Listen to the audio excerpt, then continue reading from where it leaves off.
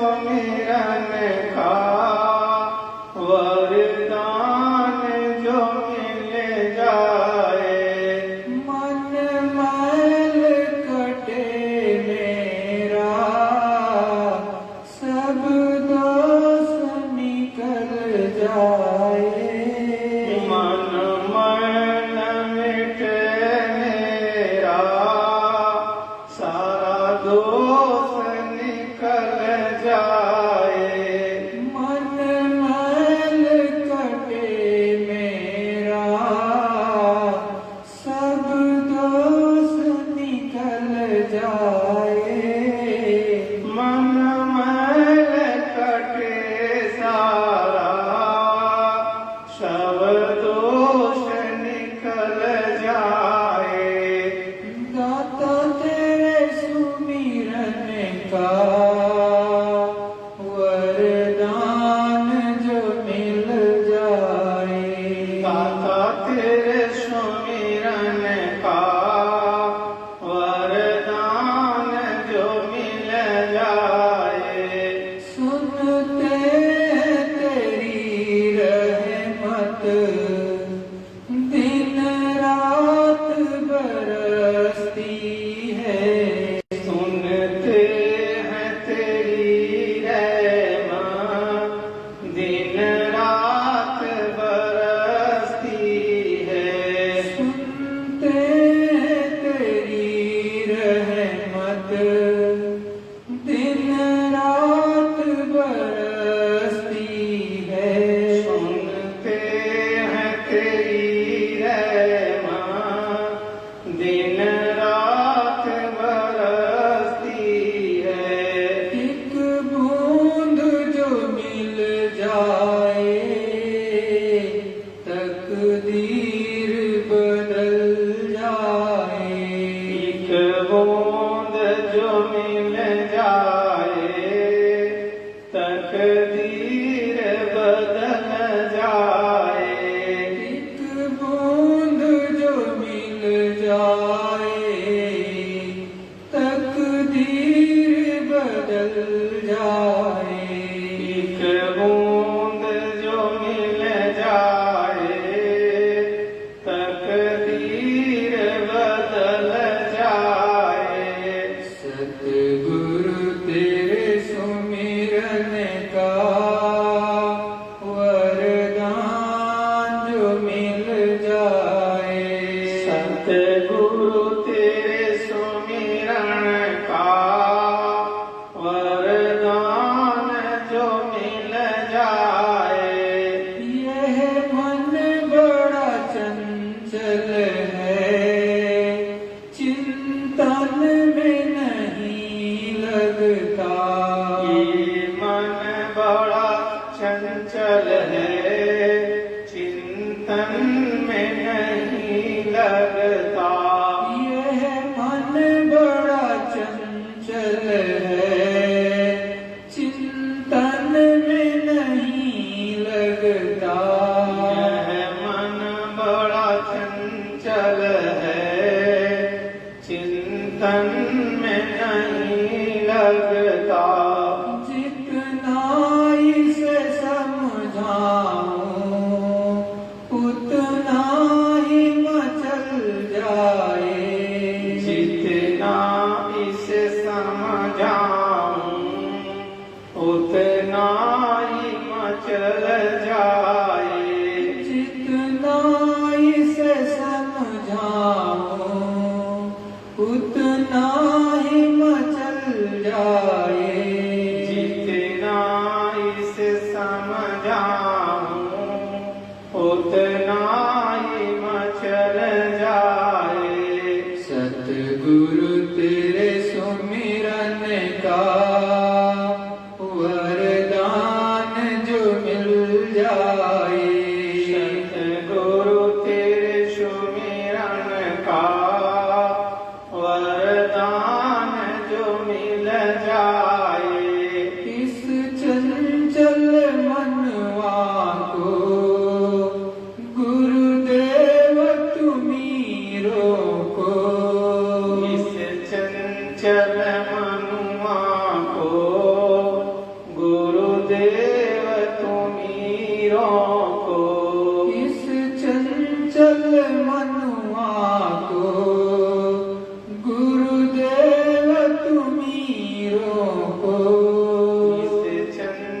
सकल मनुआ को गुरुदेव तुम्हीरो को है और नहीं कोई जो इसको रोक पाए।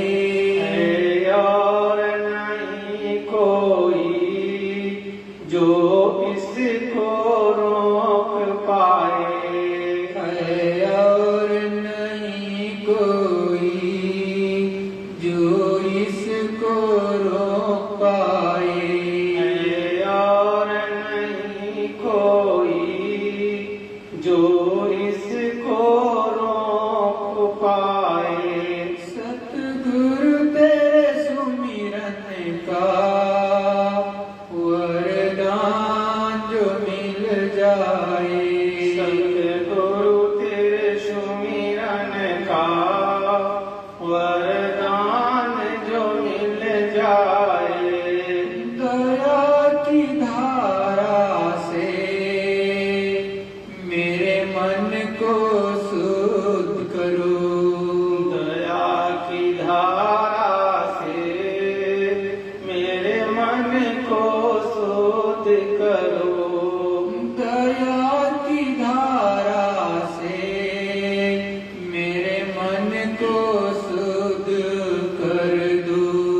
दया की धारा से मेरे मन को शुद्ध कर दो। निर्मल हो मन मेरा गुरु चरणन लग जाए। निर्मल हो मन मेरा गुरु चरणन में लग जाए। निर्मल हो मन मेरा गुरु चरणन लग जाए। निर्मल हो मन मेरा गुरु चरणन लग जाए। सतगुरु तेरे सुमिरन का वरदान जो मिल जाए। सतगुरु तेरे सुमिरन का वरदान जो मिल जाए। गुरुदेव मेरे स्वामी सब भव बंधन काटो। गुरुदेव मेरे स्वामी सब भव बंधन काटो। गुरुदेव मेरे स्वामी सब भव बंधन काटो। गुरुदेव मेरे स्वामी सब भव बंधन काटो। इस जन्म मरण का तो कांटा ही निकल जाए। इस जन्म मरण का तो कांटा ही निकल जाए। इस जन्म मरण का तो कांटा ही निकल जाए। इस जन्म मरण का तो कांटा ही निकल जाए। सतगुरु तेरे सुमिरन का वरदान जो मिल जाए। सतगुरु तेरे चरणों का वरदान जो मिल जाए। दाता तेरे सुमिरन का वरदान जो मिल जाए। दाता तेरे सुमिरन का वरदान जो मिल जाए। जय गुरुदेव। जय गुरुदेव। अखंड रूप से विराजमान परम पूज्य स्वामी जी महाराज के चरणों में मेरा कोटि प्रणाम।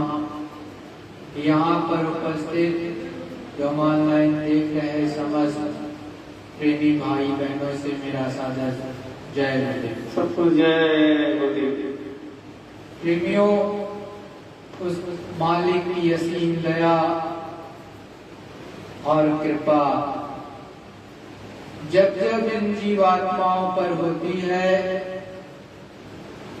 तब तब संत सद्गुरु इस धरा मंडल पर अवतरित होते हैं।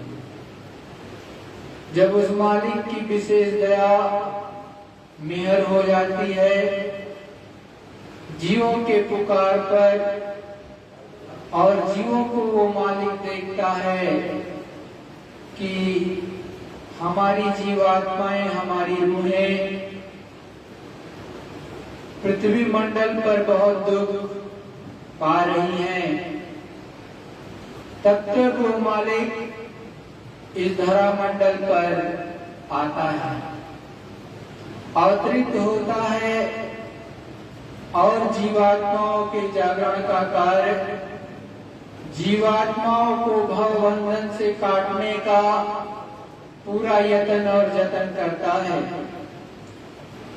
जितनी भी जीवात्माएं इस धरा मंडल पर रहती हैं, जो जीवात्माओं का पूर्ण कर्म बन जाता है, संत सद्गुरु के चरणों में पहुंच गई और उन्होंने संतों की शरण को गह लिया, पकड़ लिया, तो संत एक न एक दिन भवबंधन को काट देते हैं।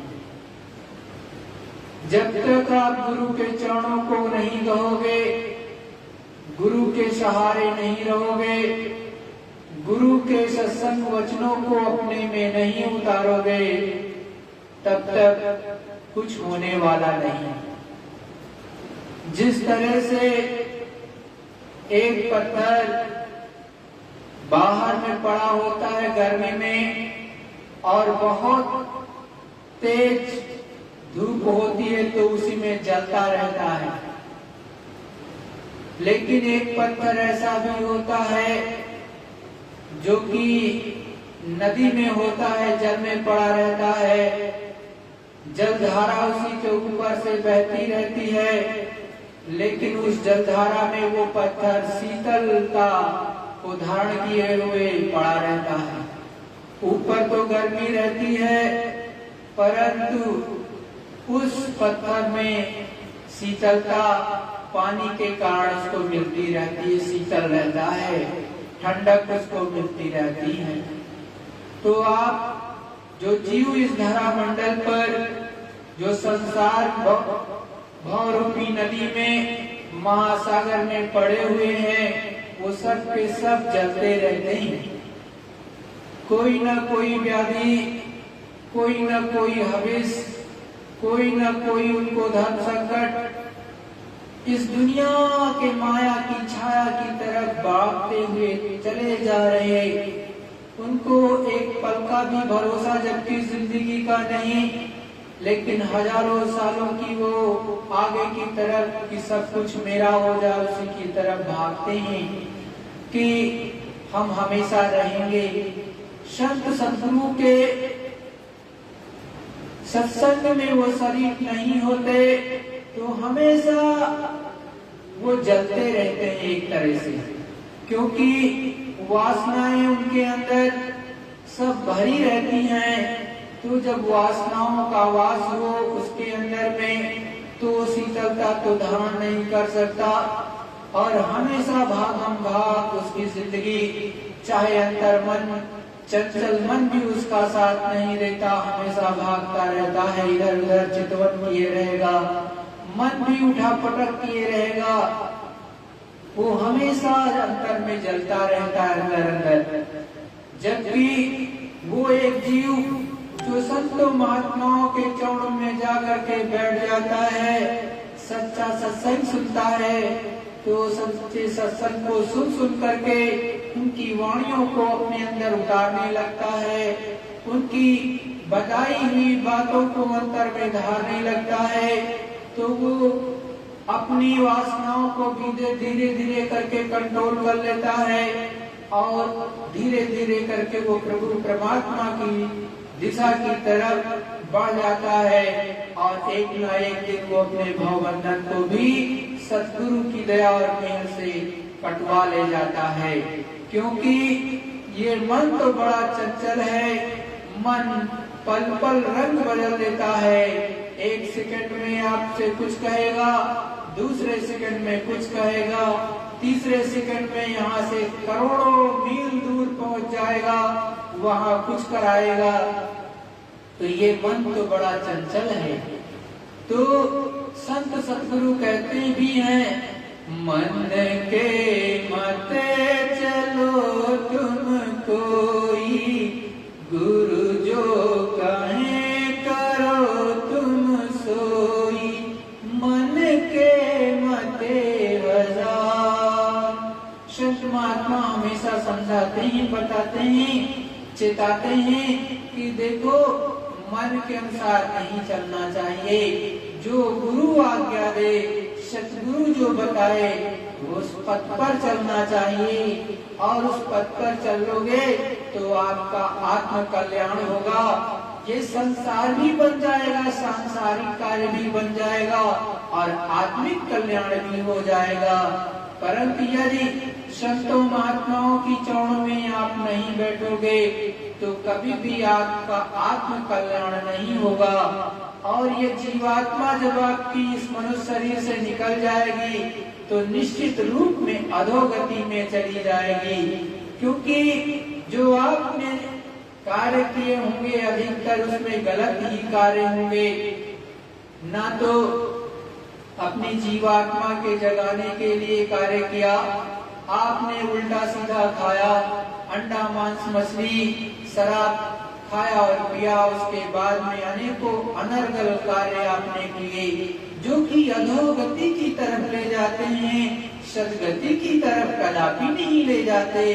संत महात्मा कहते हैं कि जब आपका खान पान अच्छा नहीं रहेगा, आपके अंदर अशुद्धता रहेगी तो निश्चित आप नरकों में जाओगे।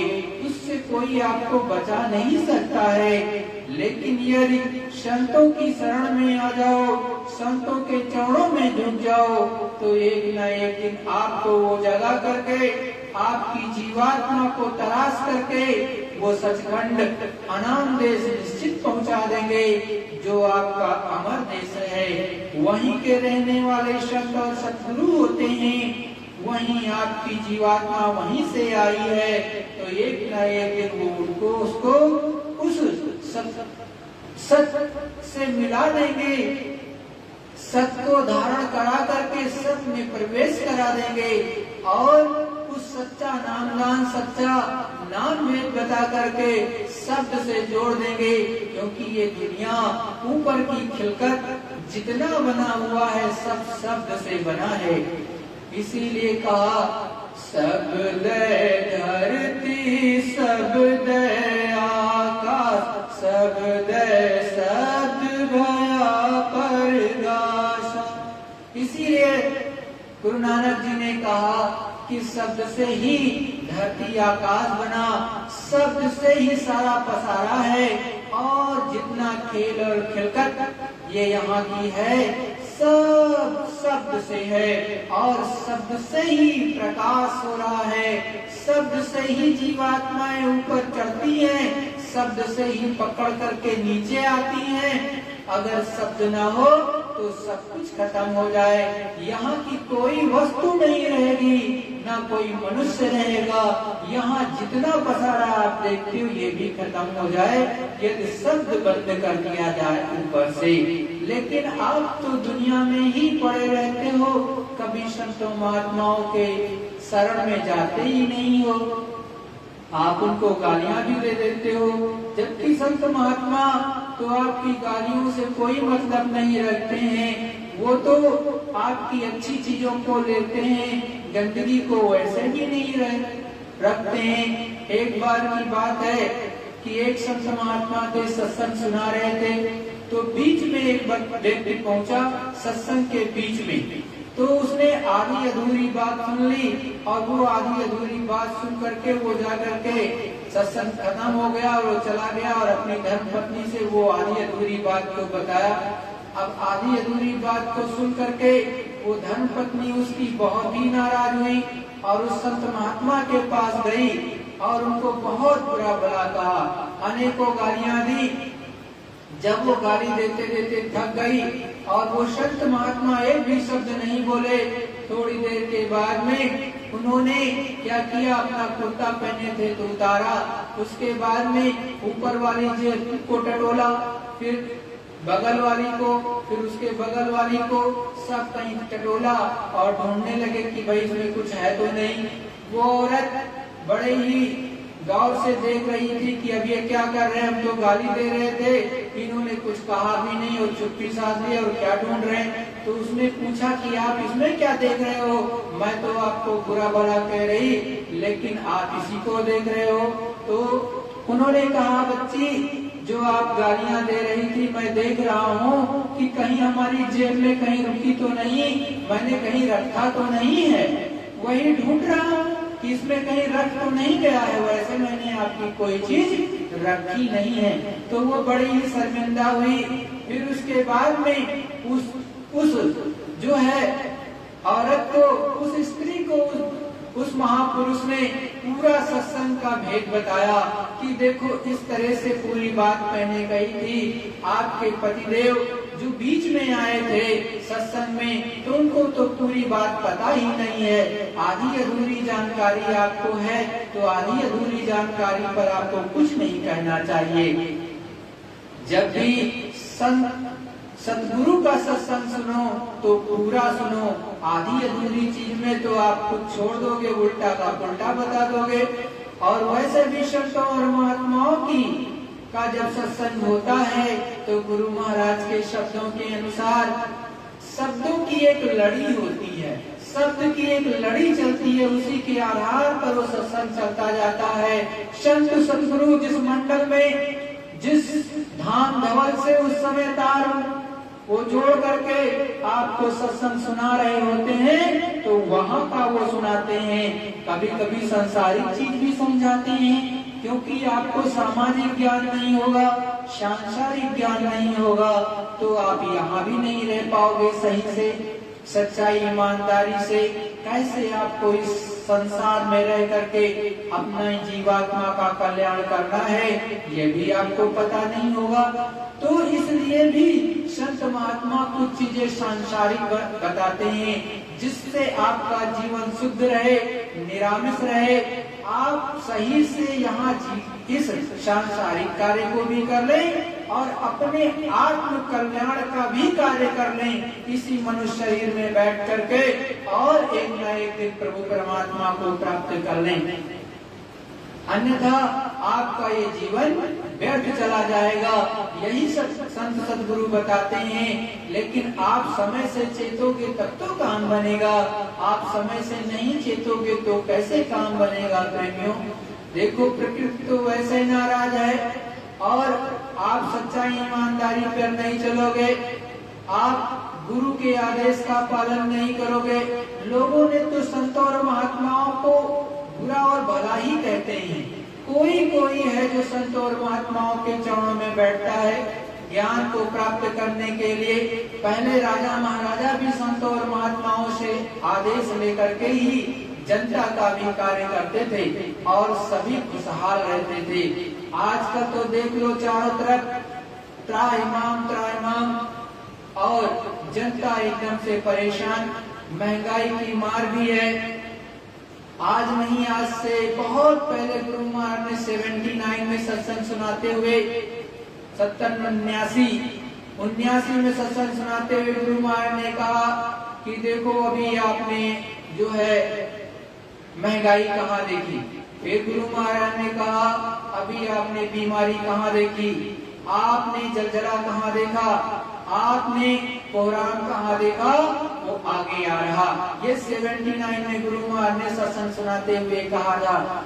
79 में जो मुझे याद है उस समय जो है पेट्रोल हमको लगता है 4-5 रुपए 5 रुपए के आसपास था, क्योंकि सन 86 में जो है पेट्रोल 7 रुपए लीटर था और उस समय केरोसिन ऑयल उससे भी कम 2 रुपए 3 रुपए लीटर ऐसे मिला करता था और आज तो 100 भी पार कर गया है। उस समय पर भी गुरु महाराज ने कहा था कि जो ये पेट्रोल है आगे बहुत ज्यादा इसकी कीमत हो जाएगी और एक समय ऐसा भी आएगा कि ये पेट्रोल आपको मिलेगा नहीं, ये गाड़ियां खड़ी हो जाएंगी। तो संतों महात्माओं के कलाम झूठे नहीं होते। तो सतगुरुदयाल ने यहाँ तक कहा था कि आगे ये जो महंगाई इतनी बढ़ेगी कि आपकी चमड़ी उधड़ जाएगी। आप बुद्धि का दान जो देते हो सोच समझ करके नहीं देते हो। जब बुद्धि का दान दिया जाता है तो सच्चाई ईमानदारी जिसके अंदर हो, जो सत्य निष्ठा पे चलता हो, उसको देना चाहिए। लेकिन आप ये तो देखते ही नहीं हो। बुद्धि का दान आप देते समय ये बात ही नहीं सोचते हो कि कौन सच्चा है, कौन ईमानदार है, कौन जो है उस प्रभु परमात्मा में विश्वास करता है। ये तो बिल्कुल तुम देखते ही नहीं हो। बस ठप्पा लगाया, बटन लगाया, चलते बने।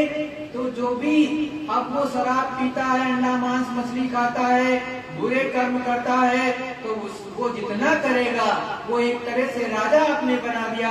उसका जितना का जितना पाप है, जितना करेगा सब आपको भोगना पड़ेगा, क्योंकि वो आपका ही प्रतिनिधित्व कर रहा है। आपके ही जो है बुद्धि के दान के द्वारा वो कार्य कर रहा है। 5 साल के लिए आपने बुद्धि का दान दिया है, तो 5 साल के लिए दिया है, तो जितना कार्य वो करेगा उस सब पाप के भागीदार आप होंगे। पूर्ण करेगा तो पूर्ण का, और पाप करेगा तो पाप का, वो सब भागीदारी आपकी होगी। तो आपको सोच समझ करके कोई कार्य करना चाहिए। वैसे संत महात्मा हर चीज का ज्ञान देते हैं। जीवात्मा को जगाने का भी शांति नहीं रहेगी, आपके पेट में भूख लगी रहेगी, आप भजन कभी नहीं कर पाओगे। कहा भी है, छूता तो है कुकरी या माटू कड़ डार के, भजन करो निसंग। ये छुदा जो है, ये अगर आपको भूख लग गई बहुत तेज तो भजन करने नहीं देगी, कोई कार्य में मन नहीं लगेगा। भजन तो बड़ी दूर की बात है। तो इसमें संतों महात्माओं ने कहा कि टुक्कड़ का मतलब एक रोटी, आधी रोटी इसमें डाल करके भोजन कर करके आधी रोटी का आप बैठ करके उस प्रभु परमात्मा का भजन करो। लेकिन जब इतनी ज्यादा दिक्कतें हो जाएंगी कि आपको एक रोटी भी ना नसीब हो, तो बोलो आप कैसे कर पाओगे। तो आप तो अपने प्रारब्ध पर विश्वास नहीं करते हो। गुरु महाराज ने कहा आपने अपना ईमान बेच दिया। ऐसे लोगों के सामने जिनका कुछ वजूद ही नहीं, जो प्रभु परमात्मा को मानते ही नहीं, और उनसे आप जो है आस लगाए बैठे हो। अगर आपको मांगना है तो उस प्रभु परमात्मा से मांगो। आपका प्रारब्ध बना है, जब आपका शरीर नहीं बना था उससे पहले आपका ये मनुष्य शरीर बनाया प्रभु परमात्मा ने, और देने वाला वो है। जो आपके भाग्य में होगा निश्चित मिलेगा। लेकिन आप हाथ फैलाते हो दूसरों के सामने, तो कैसे काम बनेगा। अरे वो मालिक है। सच्चाई ईमानदारी से बैठ करके उस प्रभु परमात्मा से मांगोगे और सच्चाई ईमानदारी से जो है अपना कर्म करोगे, तो निश्चित रूप में आपको वो बरकत भी देगा, और जो प्रारब्ध में है वो भी मिलेगा। आपका जीवन चलता ही जाएगा। लेकिन हविस होगी तो परेशान रहोगे प्रेमियों। जय गुरुदेव।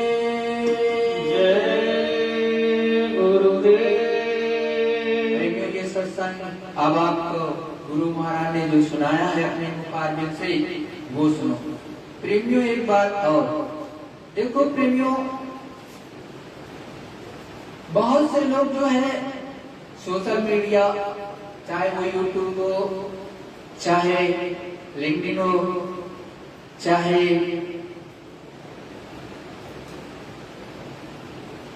फेसबुक हो, या और बहुत से अलग अलग प्लेटफॉर्म है सोशल मीडिया के, ट्विटर हुआ, तो उन सब पर उल्टा सीधा कुछ भी डालते हैं।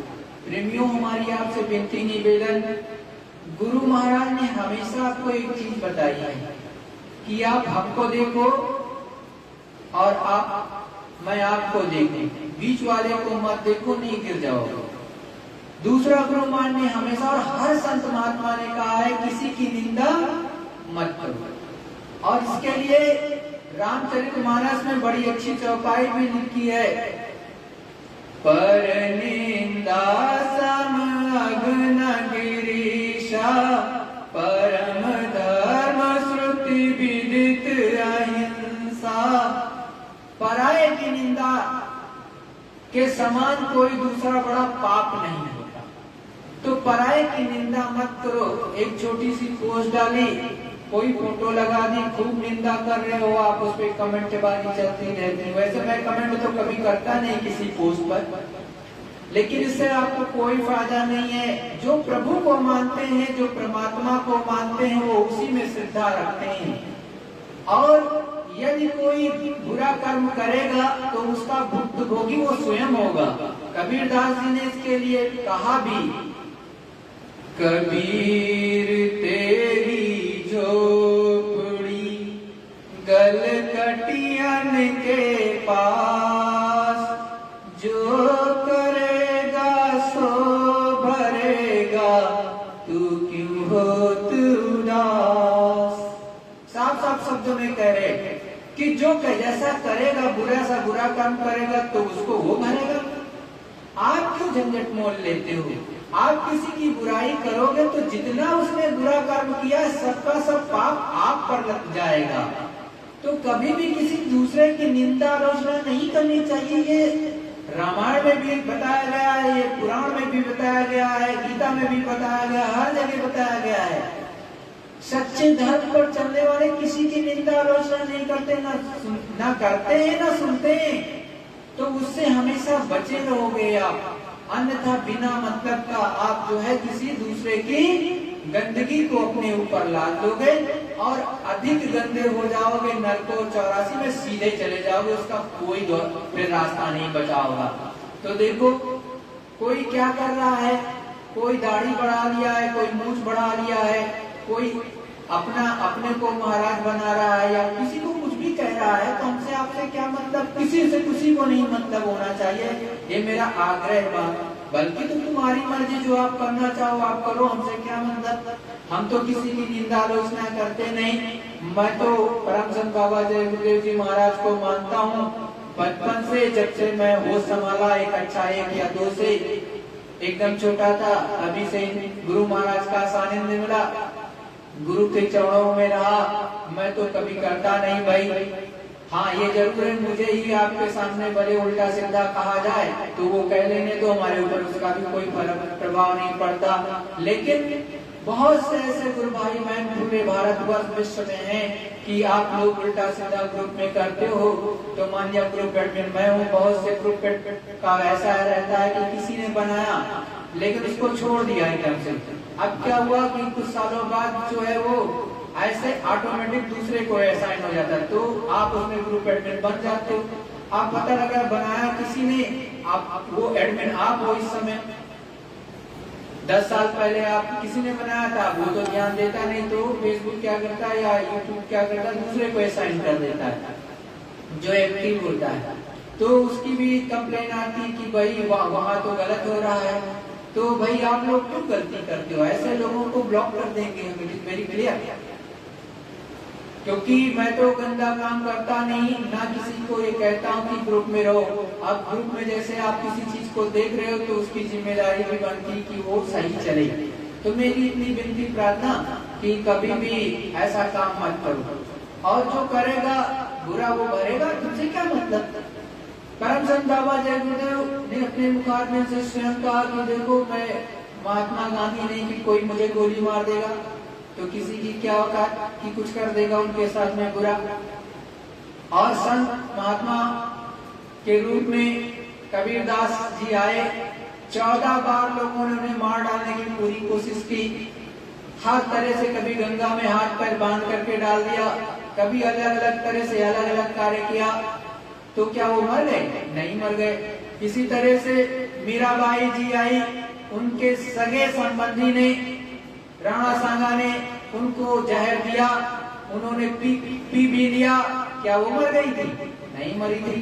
तो देखो, वो प्रभु परमात्मा इस धरा मंडल पर आता है, अपनी मौज से जो करना होता है करता है, वो किसी के अनुसार चलता वलता नहीं है।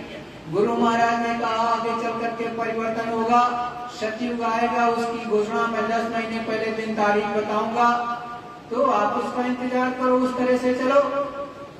गुरु महाराज आएंगे जब भी इस धरा मंडल पर जैसे सूरज सुबह निकलता है तो सबको प्रकाश देता है, किसी एक को प्रकाश नहीं मिलता, सबको मिलता है।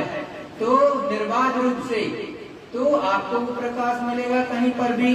कोई गुरु महाराज ने ये भी कहा कि जब 14वीं सदी का अंत होगा, कोहराम मचेगा।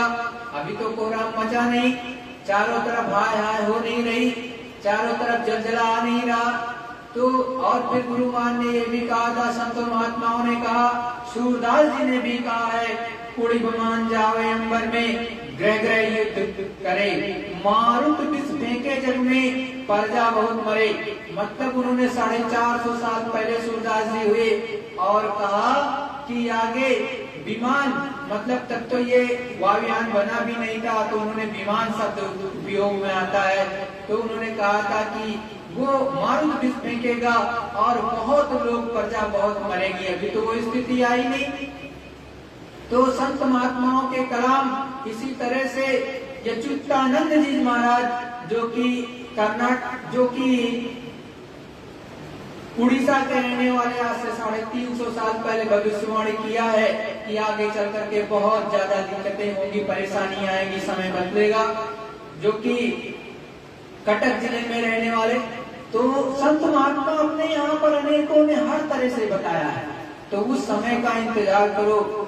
और गुरु महाराज ने अपने मुकाबिल से कहा कि जब वो कोहराम का वक्त आएगा तो वो सफेद पोष फकीर महात्मा आसमान से उतरेगा, और जब आसमान से उतरेगा उसके बाद में मानव जाति को सच्चा संदेशा प्रभु का, भगवान का सुनाएगा, और उसी से सबको दया दुआ मिलेगी, सबको उसी से शांति मिलेगी। और जब महात्माओं की भावभीनी पुकार होगी तब, अभी कोई महात्मा को नहीं पुकारा, अभी तो सब गवर्नमेंट से चाहते हैं कि हमारा अच्छा हो जाए। और हर देश की गवर्नमेंट एकदम से का जो एक तरह से इकोनॉमिक पावर है, एकदम से उसकी डामाडोल है। अभी आप न्यूज में भी देख लो, पता लगेगा सब डामाडोल है, धीरे धीरे करके डामाडोल ही हो जाती है। गुरु महाराज ने 1996 के आसपास ये घोषणा किया कि देखो ये चंडी देवता है, चंडी देवता जो है निकल पड़ा है मसाल लेकर के, ये पहले विदेशों में जाएगा और सबका धन खत्म कर देगा। और वहाँ के राष्ट्राध्यक्ष चिल्लाएंगे कि हाँ ये धन कहाँ चला गया, किधर चला गया, अभी तो सब कुछ था और लेकिन अभी गायब हो गया, तो कहाँ चला गया। तो धीरे धीरे वो वहाँ का खत्म करेगा। तो गुरु महाराज ने अपने मुकाबिल से कहा कि अमेरिका रोएगा, रूस रोएगा, चीन रोएगा, भारत भी रोएगा, अंत में भारत रोएगा। ऐसा नहीं है कि नहीं रोएगा, मैं ये बुराई नहीं कह रहा, लेकिन इस संतों महात्माओं का की वाणी है, ये हमारा भी देश है, हम भी इस देश के वासी हैं। तो लेकिन संतों महात्माओं की वाणी कभी कटती नहीं है, और जो उन्होंने कहा है वो निश्चित ही होगा, क्योंकि हम सभी ने अपना सत्य मार्ग छोड़ दिया, बुराइयों के रास्ते पर चल पड़े। संत महात्मा कहते हैं कि ये जो हमको आपको मनुष्य शरीर मिला है, ये कर्म प्रायश्चित के लिए मिला है, कर्म प्रायश्चित करने के लिए और किसी के लिए नहीं मिला है। जो आपने अच्छा और बुरा कर्म किया है उसको समाप्त करके अपनी जीवात्मा को जगा करके उस प्रभु परमात्मा के पास पहुंचाने के लिए किया। गुरु महाराज ने समझाया कि पहले तो बड़ी कठिन तपस्या होती थी, लोग बैठ करके 100 साल, 70 साल, 80 साल, 90 साल, 100 साल तक तो केवल जो है प्राणायाम ही करते थे, और तब जाकर के उनको अलग अलग जो अपने में कमल दल बने हैं, जैसे कंठ चक्र है, कंठ चक्र पर आद्या महाशक्ति का वास है, वहाँ पर उनकी छाया पड़ती है अपने शरीर के अंदर। इसीलिए बहुत से लोग ये भी कहते हैं कि देवी देवताओं का वास है अपने शरीर में। तो कंठ चक्र पर माता जो है अष्टांगी माता का यहाँ पर वास है। एक तरह से यहाँ पर उनकी छाया पड़ती, वास्तविक में ये यहाँ नहीं रहते हैं, वो तो अपने धाम में जो है रहती हैं, लेकिन उनकी यहाँ पर छाया पड़ती है। इसी तरह से जो है हृदय में, हृदय कमल दल पर जो है शिव और पार्वती माता की छाया पड़ती है, उनका एक तरह से निवास माना जाता है। नीचे जो है नाभि चक्र पर जो है विष्णु भगवान और लक्ष्मी माता का वास है और उनकी छाया पड़ती है। इसी तरह से जो है लिंग चक्र पर माता सरस्वती और ब्रह्मा जी का वास है और उनकी छाया पड़ती है। और गुदा चक्र पर गणेश जी की छाया पड़ती है, उनका वास है। अपने इसी शरीर में, जिस मनुष्य शरीर में आप सब बैठे हो, चाहे स्त्री चाहे पुरुष, तो पहले जब बहुत कठिन तपस्या करते थे, नीचे से प्रकाश समेटते थे शरीर में से जीवात्मा को, तो उस जीवात्मा के प्रकाश जब समेट करके गुदा चक्र पर आता था तो गणेश जी का दर्शन हो जाता था, उस छाया का जो छाया पड़ रही है। जिस तरह से आप चांदनी रात में खड़े होते हो तो आपकी भी एक छाया होती है, लेकिन वो हुबहू आपकी छाया होती, किसी दूसरे की नहीं होती है। वैसे ही गणेश जी की छाया यहाँ पर पड़ती है, तो उसके दर्शन। इसी तरह से आप थोड़ा और ऊपर में आते तो इंद्री द्वार पर जब आओगे सिमट करके, तो अपने ही प्रकाश के द्वारा जो है वहां पर माँ सरस्वती और ब्रह्मा जी के दर्शन होते। और ऊपर खींच कर आते तो नाभि चक्र पर जो है विष्णु जी और जो है लक्ष्मी माता के दर्शन। फिर ऊपर और प्रकाश खींच करके लाते साधना के द्वारा, बड़ी मेहनत के द्वारा, तब जाकर के आपको शिव और पार्वती माता के दर्शन होते। और जब आप कंठ चक्र में खींच करके अपनी जीवात्मा के प्रकाश को लाते, तब जाकर के ये 16 कमल दल का एक पंखुड़ियों का 16 कमल पंखुड़ियों का एक दल यहाँ पर है, कमल दल है आपके कंठ चक्र में। यहाँ पर माता अष्टांगी माता का जो है छाया पड़ती है, तब उनका दर्शन होता। और उसके बाद में इस नासिका में, मुंह के अंदर नासिका के पास में एक छोटा सा बहुत सा सुराख होता है, उसमें ये जीभ को उलट करके किसी तरह से बड़ी दिक्कत के साथ में वहां पर ऋषि मुनि लगा लेते थे, उसमें जाकर के बंद कर लेते, तो उसको प्राण वायु होती वास्तव में वहां पर, तो एक तरह से उसको रोक लेते थे। और तब जाकर के ऊपर का जो शब्द आपको गुरु महाराज डायरेक्ट सुनवा देते हैं, जो शब्द सुनते हो कि बिना बजाए निश दिन बाजे घंटा शंख नगारी रे। तो उस घंटे शंख को जो आप सुन रहे हो अपने घर में बैठ करके, डायरेक्ट अपने दोनों कानों को बंद करके, तब जाकर के वो ऋषि मुनि उन पिछले युगों में सुन पाते थे, बड़ी ही कठिन तपस्या के द्वारा। अन्यथा किसी को सुनाई नहीं देता था। 10-10 हजार वर्षों तक उल्टा लटके, लेकिन कुछ नहीं मिल पाता था। प्रेमियों, ये कलयुग है। कलयुग में बड़ा ही आसान है उस प्रभु को प्राप्त करने का, बड़ा सीधा रास्ता, बड़ा सुगम रास्ता, जो संतों के चरणों में, सच्चे संतों के चरणों में बैठ जाए, वह झूठों की बात में नहीं करता। It is very clear.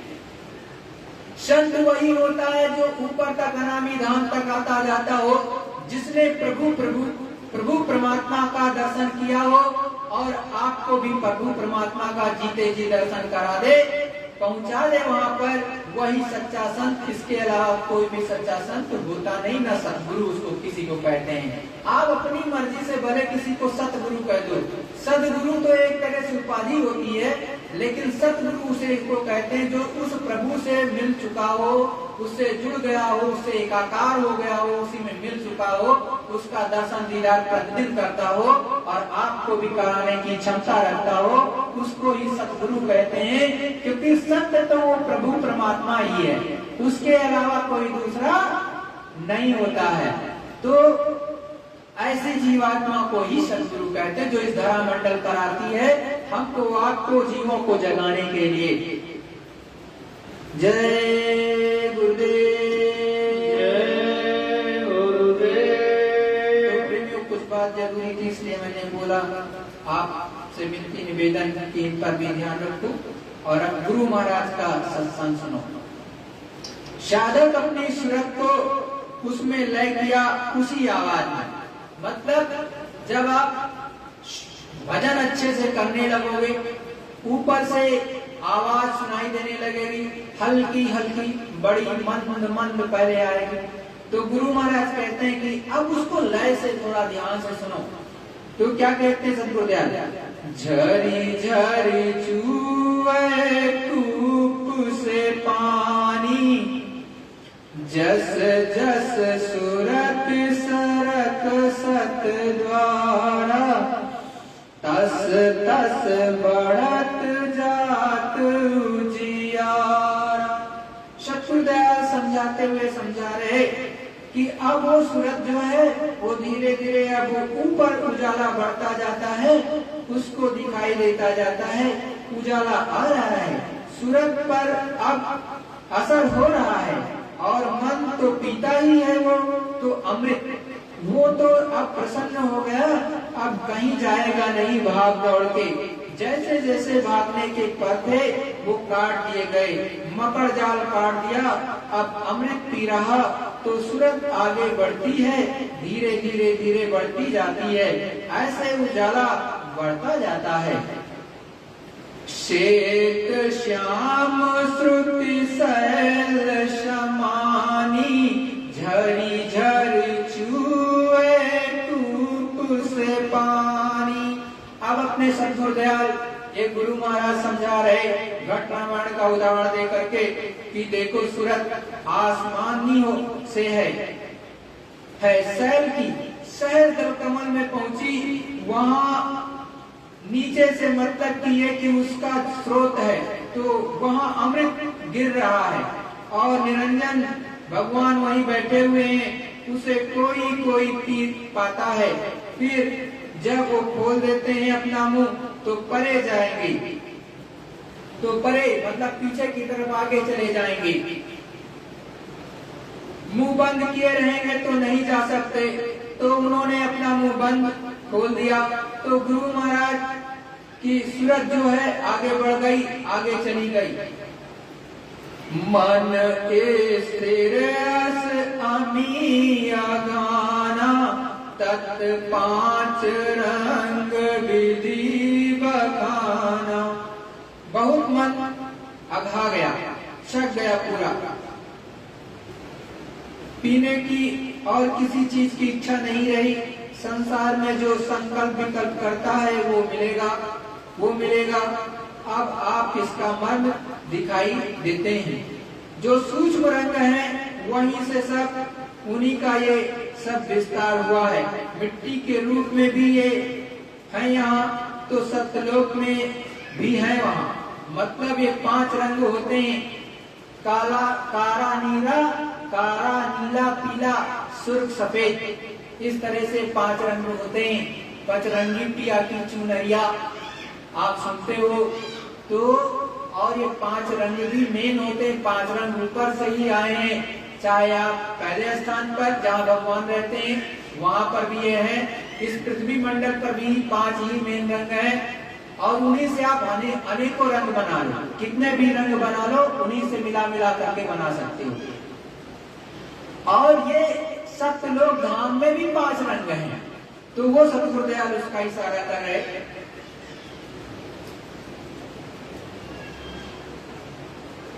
तो फिर सतगुरुदेव समझा रहे, स्याही सुर्ख सफेदी सोई, जग जात जंगली सोई। स्याही तो चली गई, मतलब जो आपके अंदर गंदगी थी, जो कलमकाई थी, स्याही जमी हुई थी कि चतुरंताकरण पर जहाँ पर जीवात्मा बैठी है उसी के ठीक ऊपर वो स्याही चली गई। अब वो खिल गए एकदम से, और जो स्याही लगी थी बीच में वो खिल गई, तो वो सब सफेदी हो गई, एकदम सफेद, व्हाइट सफेद दिखाई देना। सूरज भी सफेद है और वो भी सफेद है, इसी में बोध अपना होता है, आत्म बोध, जो वो है सो मैं हूँ। ये दर्पण है, जो मैं हूँ वो। इसको आत्मबोध कहते हैं, इसको आत्मबोध कहते हैं। मतलब जीवात्मा देखती है, इसीलिए उस मालिक के लिए कहते हैं सब में बोले एक अकेला। सब में एक ही बोलता है, वो अनामी महाप्रभु है, वो मालिक। जब आप यहाँ से जाओगे तो कहते हैं कि जब सत्यलोक धाम में पहुंचेगी सूरत, तो वो मालिक में मिल करके वो और आप, मालिक और आप एक हो जाते हैं। मतलब उनका रंग रूप सब एक हो जाएगा। तो उसमें इसीलिए ये भी कहते हैं ना कोई गुरु न कोई चेला, सब में बोले एक अकेला। सच्चा संत कभी भी चेला नहीं बनाता, ये बात हमेशा याद रखना। कभी वो नहीं कहेगा ये मेरे चेले हैं। वो केवल सांसारिक जो अपना मठाधीशी करें या कुछ भी करें, मतलब वो बात अलग है कि वो चेला मोड़ लें, लेकिन चेला नहीं होता है कोई। क्यों? क्योंकि सब में प्रभु की अंश है, सभी में वो मालिक बैठा है। इसीलिए सच्चा संत फकीर जो उस प्रभु परमात्मा से मिला है, वो कभी भी चेला नहीं कहता है मेरा चेला है, क्योंकि अभी तो वो शिष्य के रूप में जरूर है, अभी अबोध है, लेकिन यही जीवात्मा जा करके जब उस प्रभु परमात्मा में मिल जाती है तो वो एक हो जाती है, अलग रहती ही नहीं है। जिस तरह से समुद्र है, समुद्र में एक पानी की बूंद मिल जाएगी जाकर के, जब तक बूंद के रूप में है तब तक तो वो अलग है उसका रूप, लेकिन जब वो समुद्र में मिलेगी तब वो महासमुद्र ही हो जाएगी और समुद्र ही कहलाएगी।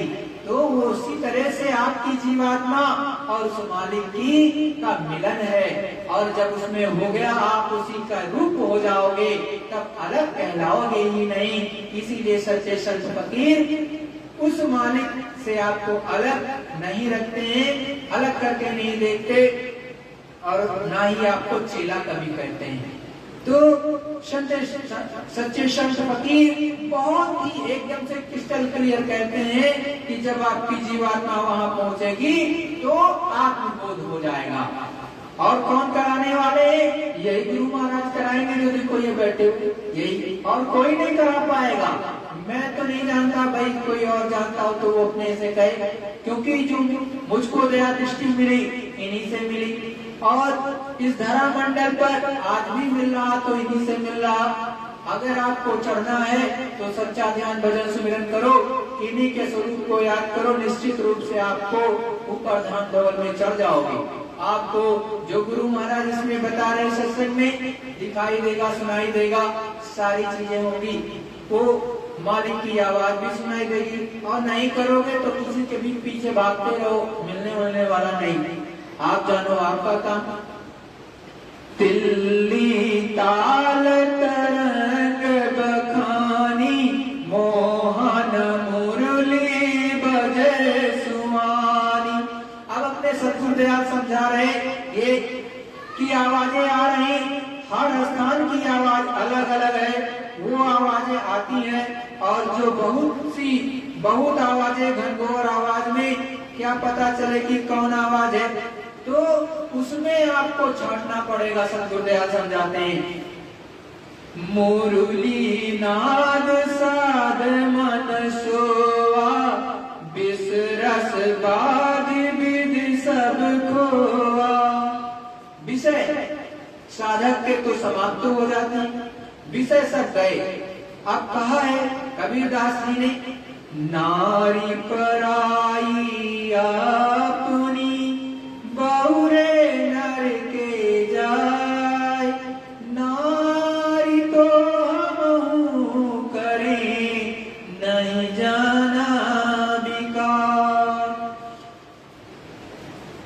और जब जाना तब पर हर, नार बड़ी खराब विकार सबके सब चले गए।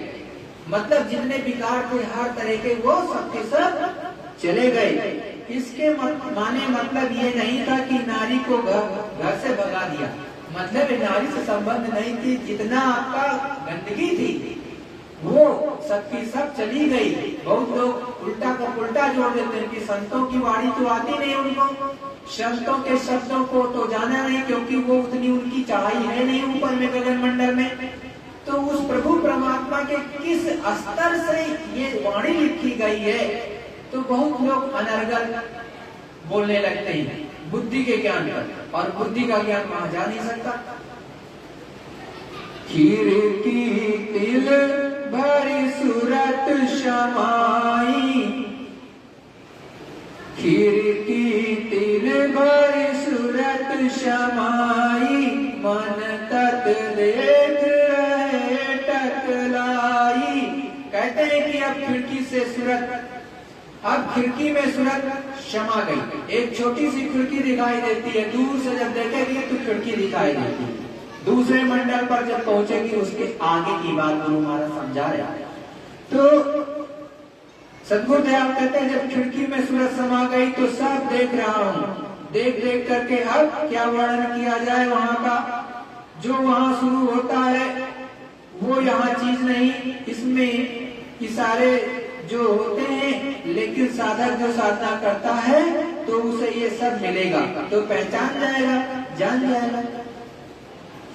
जब उजास घट भीतर आवा, जब उजास घट भीतर आवा, तत् तेज और ज्योति दिखावा। कहते हैं कि ये सब तत्व उनके अंदर गए शब्द, वो तो जल, पृथ्वी, अग्नि, वायु, आकाश, ये तो यहाँ छूट ही जाता है। इसके ऊपर के जो तत्व हैं, कहीं पर 17 तत्व हैं, कहीं पर 4 तत्व हैं, उनमें गया। मतलब जब आप यहाँ से जीवात्मा गई आपकी, तो सबसे पहले तो लिंग शरीर में ही चली जाती है। लिंग शरीर जो है 17 तत्वों का बना होता है, जैसे कि देवी देवता जिस शरीर में रहते हैं उसी को लिंग शरीर कहते हैं। आप यहाँ पर पृथ्वी मंडल पर हो, तो पृथ्वी मंडल मतलब ये जो आंखें हैं, जहाँ तक आपकी जीवात्मा जहाँ बैठी उसके नीचे तक का भाग, उसको केवल मृत्यु लोग बोलते हैं। इसके जस्ट ऊपर जहाँ जीवात्मा बैठी वो समझ लो स्वर्ग और मृत्यु लोक का नाता है, उस पर बैठाई गई है जीवात्मा। तो जब पहला कदम ये बढ़ाएगी, ऊपर चलेगी, तो सीधे 17 तत्वों के शरीर में कन्वर्ट होगी। मतलब उसको जो शरीर मिलेगा देवी देवताओं वाला 17 तत्वों वाला मिलेगा। तो आपका जो 5 तत्वों का शरीर था वो छूट जाता है, आपको 17 तत्वों में तुरंत प्रवेश करती है जीवात्मा। ये घूम करके देखती है पलट करके, जब वो प्रवेश करती तो देखती, ऐसा नहीं है कि देखती नहीं, देखो देखती है अपने को, ये पहचानती है अपने आप को। फिर गुरु महाराज कहते हैं इसी तरह से जब ऊपर फिर 17 तत्वों वाला छूटेगा तो 9 तत्वों का मिलता है, और जब 9 तत्व वाला छूटेगा तो फिर ऊपर में शब्द रूप रसगंध फिर से मिलेगा वो वाला तत्व, और उसके बाद वो भी छूट जाता है, तो फिर आगे चली जाएगी निखारी शब्द रूप होकर के। तो उसके लिए गुरु महाराज समझा रहे हैं। तो 17 तत्व है, कहीं 4 तत्व है, उनमें गया। जब उन सूत्रों का ये शरीर छूट गया, लिंग के साथ चला गया, सूक्ष्म शरीर रहा। जब उसमें गया तो ज्योति दिखाई दी। क्या दिखाई दी? ज्योति स्वरूप, जो गुरु मान ने कहा ज्योति दिखाई दी। वहीं निरंजन भगवान जी जो कहते हैं कि 3 लोक के मालिक हैं, गोस्वामी जी महाराज कहते हैं कि उनका दर्शन हमें ज्योति स्वरूप में, ज्योति के रूप में हुआ। जैसे मंदिर दीप की वारा, ऐसे ज्योति होती उजियारा। देखो गोस्वामी जी बड़े साफ शब्दों में समझा रहे हैं, और बहुत ही मगन होकर के ये चौपाई में लिखी होगी, कितनी अच्छे से लिखा है कि छोटा मोटा उजाला नहीं है। इसी को शास्त्रों में कहते हैं कि यही है, उसके आगे कुछ नहीं है। और इनकी साफ सुनाई देती है आवाज घंटा शंख की, यहाँ भी बज रहा है, वैकुंठ में भी बजता है, स्वर्ग में भी, मृत्युलोक में भी बजता है, और हर एक के पास बज रहा है। लेकिन आप फंसे हुए हो, सुनाई नहीं देता है, क्योंकि कान बंद हो गए। अगर कान तुम्हारा खुल जाएगा तो आवाज सुनाई देगा। जिन जिन साधकों का कान खुलेगा खुल गया, उनको सुनाई देता है, उनको सुनाई देता है। देखो सतगुरुदयाल आज नहीं, आज से बहुत पहले 2011 की ये पत्रिका है और उसमें गुरु महाराज ये अप्रैल में, ये अप्रैल की सन 2011 की पत्रिका में ये सत्संग वचन उसमें है, उसमें गुरु महाराज समझा रहे तो कि देखो उस मालिक का गोस्वामी जी ने दर्शन किया, उनकी आवाज घंटा और शंख को सुना और घंटा शंख मृत्युलोक में हर जगह बज रहा, तुम्हारे पास तक भी आ रहा, स्वर्ग वैकुंठ में देवी देवताओं के भी पास बज रहा, वो भी सुन रहे, तो आप क्यों नहीं सुन पा रहे हो? क्यों? क्योंकि आपका कान बंद हो गया, जो दिव्य कान होता है आपके पास वो बंद हो गया, इसीलिए आप उसको नहीं सुन पाते हो। जबकि ऋषि मुनियों ने बहुत ही सोच समझ करके मंदिरों में घंटा और शंख रखवाया है, उसको प्रतिदिन आप बाहर से बजाते हो लेकिन अंदर से सुन नहीं पाते हो, ये आपकी कमी है। और ये कमी तभी खत्म होगी जब संतों महात्माओं के चरणों में बैठ करके उसे प्राप्त करने का प्रयत्न करोगे, तब प्रेमियों। पाप पुण्य की तलाशी होती है, ज्योति उजास फाटी पुनि गया। देखो गुरु महाराज कितने अच्छे से गोस्वामी जी ये चौपाई लिख रहे हैं, ज्योति उजासी फाटी पुनि गयो, अंदर चंद तेज अस भयो। कहते हैं कि जब ये दरवाजा टूटता फूटता है, आकाश जब फटता है, तब उसके बाद में फिर तो जगह जगह पर इसके बंधन लगे हुए हैं, यहाँ से आगे नहीं जा सकता, यहाँ से आगे नहीं जा सकते हो। जो गुरु आते हैं, जो गुरु आते हैं और जाते हैं, उनके पीछे जाएगा। तो जहाँ तलाशी होती है कि दिखाओ तलाशी दो, तुम्हारे पास क्या है, कितना अच्छा कर्म है, कितना बुरा है, तो तलाशी में निकल आया तो नहीं जा सकते। और जब कुछ नहीं निकला तो कहते हैं कि जाओ, चले जाओ। मतलब जो ज्योति बहुत बड़ी है, अरबों खरबों से भी ज्यादा उसका प्रकाश हो रहा, वो जब कहते हैं कि वो फटेगी, वो रास्ता देगी आगे जाने का, तो फिर उसमें आगे का मंडल दिखाई देती है और आगे बढ़ती है। तो गुरु महाराज कहते हैं कि उससे वहां पर जाने से पहले आपको तलाशी वो जरूर लेंगे, किस चीज की, अच्छाई और बुराई की, अच्छा कितना है, बुरा कर्म क्या है। अगर आपका दोनों नहीं निकलेगा तब तो आगे जा सकते हो, नहीं जा सकते हो। गुरु भी वहां रहेंगे, गुरु के संग ही ये जीवात्मा आगे जाएगी, क्योंकि जो आने और जाने वाले जो आपको बाहर नाम दान देते हैं वही अंदर मिलेंगे, वो ले चलेंगे। और यदि बाहर देने वाला जो नाम दान ऐसे ठट्ठू है, वो दे रहा है और वो सच्चा नहीं है, वो तो ऊपर मिलेगा नहीं, है पक्की बात है। आपको पहले स्थान के ऊपर दूसरा स्थान या कहीं पर भी तीसरे स्थान या चौथे स्थान या पांचवें स्थान, ना भगवान के, ना ही खुदा के, ना ही गार्ड के स्थान पर वो मिलेगा। और वो आपको स्वप्न में भले दिखाई दे जाए, लेकिन हकीकत में अंदर में जो दिव्य दृष्टि खुलेगी नहीं मिलेगा, क्योंकि वही तो ले चलते हैं। अगर वो नहीं मिलेगा तो आपकी जीवात्मा तो जाएगी नहीं, वैसे भी तो जीवात्मा खुलने वाली ही नहीं। आँख मतलब गुरु महाराज जो समझाते हैं कि सच्चा होगा तभी खुलेगी, तभी दिखाई देगा, तभी सुनाई देगा, और नहीं तो ये दिखाई नहीं देगा, सुनाई भी नहीं देगा, आप कुछ कर भी नहीं पाओगे और आप केवल भागते रहोगे, तो उससे कुछ नहीं होगा।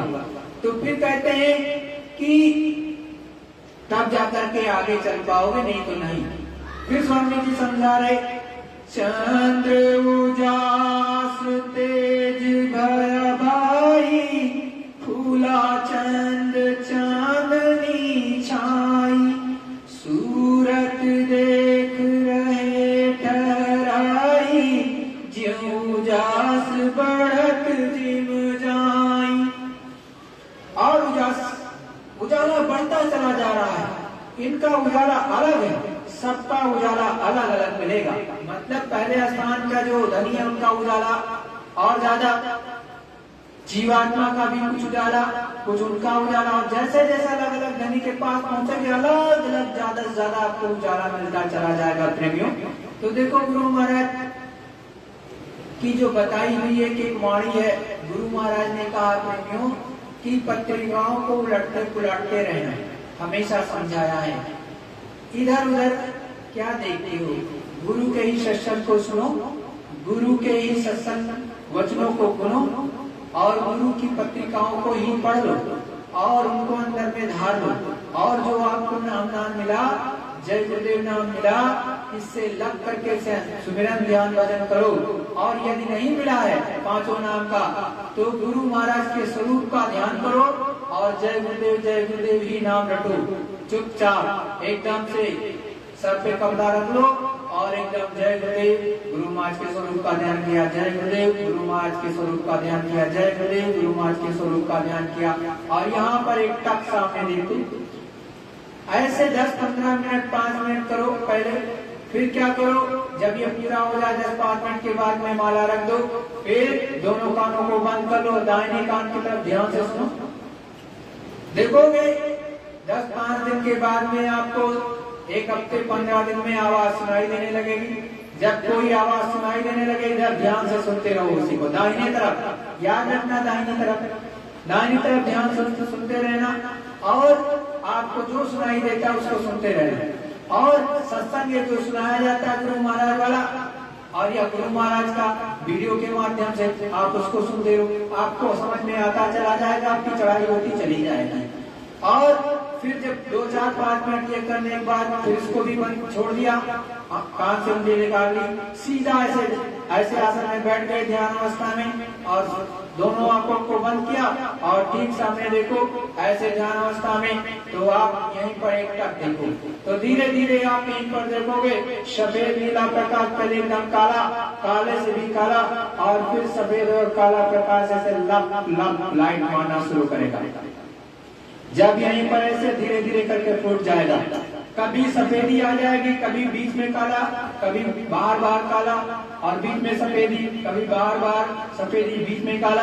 तो थोड़ी देर तक उसी पर आप टिकाए रहो, थोड़ी देर के बाद में एकदम पक व्हाइट सफेद और वो पक से फूट जाएगा तारा, अंदर में फिर एक उजाला दिखाई देने लगेगा। ऊपर में फिर जिसकी भी मौज हो जाएगी, जिस धनी की वो दर्शन देता जाएगा। सीरियस से चलोगे स्वर्ग वैकुंठ में गुरु महाराज कुछ दिखाना चाहते हैं तो देवी देवताओं को दिखा देंगे, वहाँ की छटा को दिखा देंगे और ऊपर जीवात्मा चलेगी तो पहले स्थान के धनी के दर्शन होता है।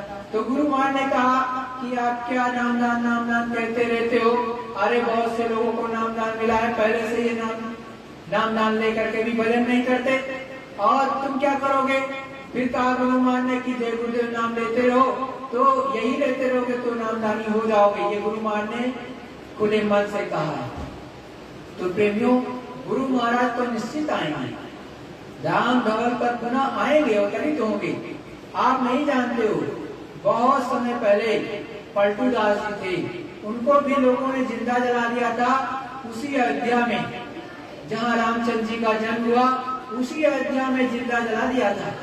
और लेकिन वो चुपचाप अंदर ध्यान होकर के निकल गए थे और वो 10 साल बाद, पहले तो पुरी में रहे, उड़ीसापुरी में, और 10,000 वर्षों बाद वो पुनः अयोध्या वापस आए थे।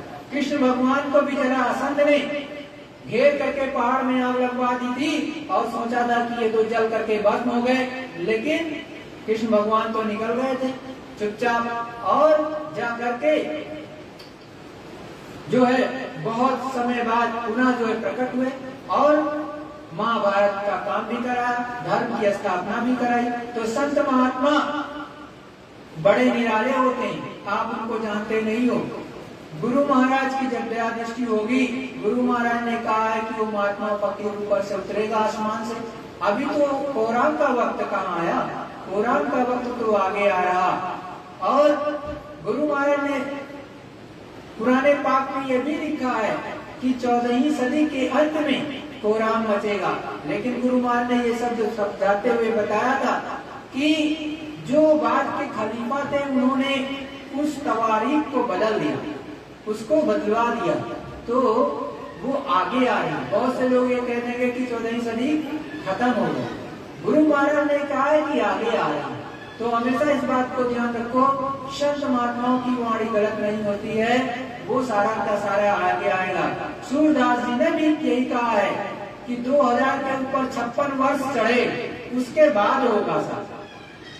इसी तरह से अन्य संत महात्माओं ने अपने हिंदुओं में हो, मुसलमान भाइयों में हो, ईसाइयों में भी कहा कि अभी तो मैं जा रहा हूँ, अभी तो मुझको सूली पे चढ़ा दिया है, तुमको प्रभु परमात्मा माफ करे, मैं पुनः वापस आऊंगा। तो अपने सदगुरु पर, संतों की वाणियों पर हमेशा ध्यान देना चाहिए, उस पर ही अमल करना चाहिए। और आपको इतना भी याद होना चाहिए, गुरु महाराज ने कहा कि भक्त प्रहलाद थे, भक्त प्रहलाद को बहुत परेशान किया गया और कहा गया कि क्या तुम्हारा भगवान इस तप्त खंभे से निकलेगा? तो उन्होंने कहा हाँ, हमारा भगवान इस तप्त खंभे से, जलते हुए खंभे से भी निकलेगा। और जब भक्त प्रहलाद ने अपने प्रभु से, परमात्मा से विशेष विनती की, तब वो प्रभु उसी तप्त खंभे से प्रकट हुआ था, न कि किसी माँ के गर्भ से निकला था। आपको ये प्रमाण पूरे विश्व में दिया जाता है, तो वो मालिक है, वो कहीं से भी जन्म ले सकता है, किसी भी तरह से हो सकता है। भक्त अगर सच्चे रूप में पुकार ले, उसकी वाणी में सच्चाई ईमान हो और उसके अंदर तड़प हो, तो वो मालिक कुछ भी कर सकता है। जिसने इस पृथ्वी को बनाया, जिसने अंडखंड ब्रह्मांड को बनाया है, तो पहले किसी को किसी गर्भ से थोड़ी ना जन्म दिया गया होगा। पहले तो कृष्ण वर्ण के पुरुष को उतारा गया था, सीधे उतारा गया था। लेकिन आप इन चीजों को जानते नहीं हो, इसलिए एक ही माध्यम को समझते हो।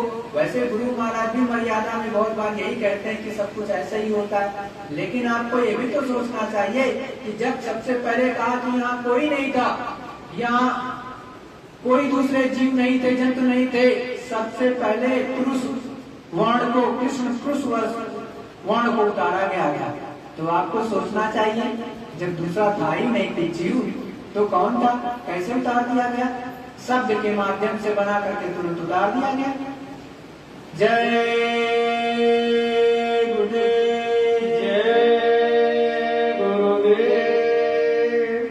प्रेमियों, एक प्रार्थना होगी, तत्पश्चात आप लोग विश्व में कहीं पर होंगे तो सुमिरन ध्यान भजन अवश्य करना। जय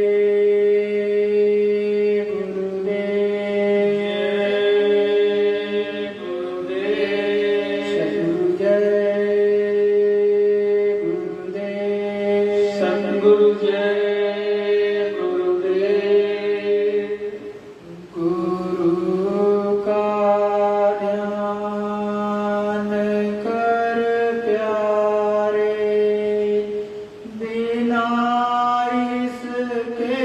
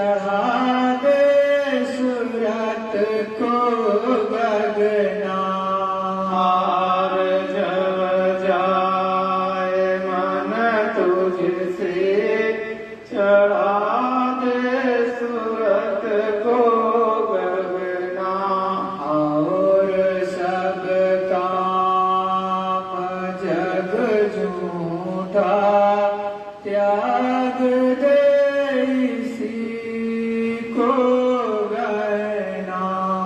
और सब काम जग झूठा त्याग दे सही को गहना। गुरु का ध्यान कर प्यारे, बिना इसके नहीं छूटना। गुरु का ध्यान कर प्यारे, बिना इसके नहीं छूटना। जय गुरुदेव। जय गुरुदेव। गुरु स्वरूप जो पांचों धनियों को विधि पूर्वक दृष्टि प्रणाम करके सभी प्रेमी भाई बहन सुमिरन, ध्यान और भजन में बैठेंगे। जय गुरुदेव। जय